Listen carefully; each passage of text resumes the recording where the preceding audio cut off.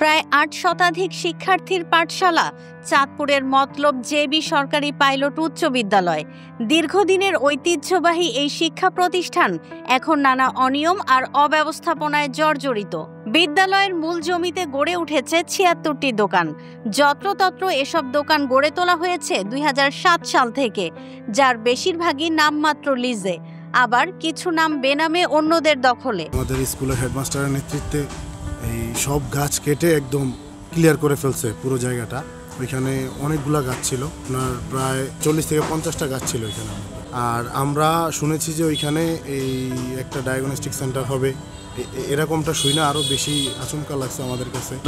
High স্কুলের প্রধান শিক্ষক উনি কাউরে না জানেই সরকারি বিধিনিষেধ লঙ্ঘন করে উনি ওনার মতো করে লোক পাঠায়া একবারে ফল গাছগুলি মানে আগাছা পরিষ্কার করার নাম করে ফল গাছগুলি কেটে ফেলছে। আমরা আশা করি যে একটা সুন্দর সিদ্ধান্ত নিবে যাতে আমরা আমাদের সেই হাই স্কুলের জায়গাগুলা পুনরুদ্ধার হয় এবং যেইভাবে ছিল ঠিক ওইভাবে যাতে আমরা ফেরত পাই। এখানে আবার ভূমি দখল দায়িত্ব নিয়ে কিছু কথা আছে, আবার এখানে মাপযোগ হয়েছে, দোকানপাট মাপযোগ হয়েছে, এখানে কি আসলে দখলদারিত্ব হয়েছে বা দখলদারিত্ব করার পর পায়তারা করছে নাকি আসলে গাছ কাটছে, এই ছাত্রীকে গাছ কাটা ফেলছে, এটা আমাদের প্রশ্ন, মধ্যবাসীর প্রশ্ন। স্থানীয় সূত্র বলছে এসব দোকানের ভাড়া 200 টাকা থেকে 1200 টাকা পর্যন্ত নির্ধারণ করা হলেও সেই টাকাও বছরের পর বছর জমা পড়েনি বিদ্যালয় তহবিলে, বরং অনেকে বিদ্যালয়ের বরাদ্দকৃত দোকান অন্যকে ভাড়া দিয়ে 10 গুণ আয় করছেন। আমরা ভাড়া সবসময় দিয়ে আসতেছি, কার কাছে আমাদের দোকানে যে মালিক তার কাছে ভাড়া দিতাম।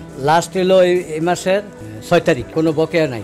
বলছে স্যারে এনো 4টা দোকানের 5টা ভাগ করছে, স্যারে একটা দোকান পিছনের জন্য রাস্তার জন্য নিব, আর স্যার আমার দোকানটি ভাঙ্গা ঠিকঠাক করে দিব। নিয়মিত ভাড়া হতে করতেছি, আমরা স্কুল থেকে দোকান বরাদ্দ নিছি, ঘর আমরা নিজেরা করে নিছি। প্রধান শিক্ষক বলছিল যেগুলো ভাঙা 4টা দোকান ভাঙা মাঝখান দিয়ে একটা রাস্তা করবে, তো রাস্তা করে দিলে আমাদের আবার এটা পুনর্বাসন করে দেবে। সম্প্রতি রাস্তা নির্মাণ ও ভবিষ্যতে চিকিৎসালয় নির্মাণের পরিকল্পনা ঘিরে বিদ্যালয়ের কিছু গাছ কাটার অভিযোগ ওঠে প্রধান শিক্ষক মোহাম্মদ মনজিল হোসেনের বিরুদ্ধে। গাছ কাটার বিষয়ে অনিচ্ছাকৃত ভুল হয়েছে উল্লেখ করে তিনি দুঃখ প্রকাশ করেন। গাছ কাটার বিষয়টা হইলো এটা আমার অজান্তে হয়েছে, আমি শ্রমিক লাগাই এটা পরিষ্কার করছি, ওদেরকে বলছি যে গাছের ডালা কাটতে, আর আশেপাশে যে রোজগার আছে আঙ্গিনা সব পরিষ্কার সাফ করতে, সাফ করে ফেলতে, কিন্তু ভুলবশত শ্রমিকরা আমার কথা বুঝতে পারে না। ওরা দাবি করছে এটা যে স্যার আপনি কি আমাদের কী কইছেন, আমরা কিন্তু বুঝি নাই, আমরা গাছ কেটে দিই। দোকান সম্পর্কে যেটা বলছে সম্পূর্ণ ভুল তথ্য দিয়েছে তারা। আপনারা গিয়া সরজমিনে গিয়া তদন্ত করে দেখতে পারবেন সেখানে আদৌ আমি এই কাজটা করছি। এখানে ৭৬টা দোকান, ৭৬টা দোকানের ভিতরে কিছু সংখ্যক দোকানের ভাড়া আমি আমি ডিসেম্বরের 10 তারিখে এখানে জয়েন করছি।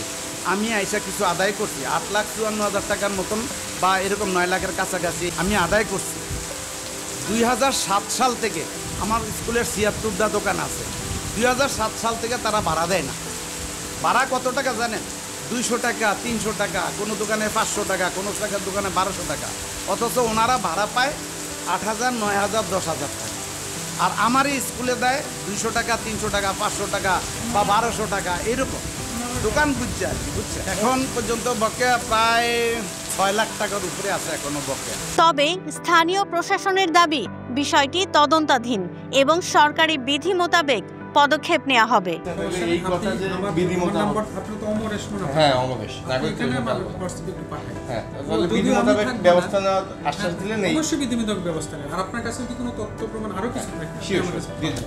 বিদ্যালয়ের ভূমি ও সম্পদ পুনরুদ্ধার এবং শিক্ষার পরিবেশ ফিরিয়ে আনা এখন সময়ের দাবি। প্রশাসনের সক্রিয়তা আর স্থানীয়দের সচেতনতা মিললেই আবার নতুন আলোয় ফিরতে পারে এই ঐতিহ্যবাহী শিক্ষাঙ্গন।